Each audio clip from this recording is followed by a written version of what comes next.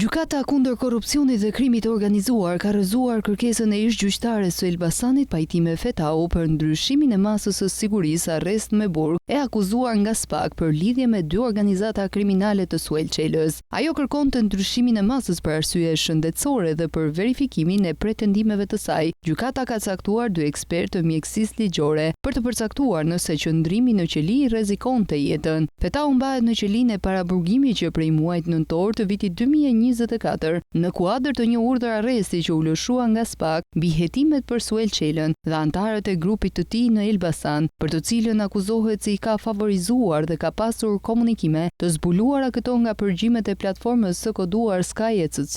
Ish-gjyqtarja është arrestuar edhe në korrik të vitit të kaluar, por më pas ndaj saj u vendos masa e sigurisë arrest në shtëpi. Në 15 janar të këtij viti, gjykata e lartë rrëzoi rekursin e ish-gjyqtares lidhur me vendimin e apelit të posaçëm antikorrupsion për masën e parë të vendosur ndaj saj, atë të arrestit në shtëpi.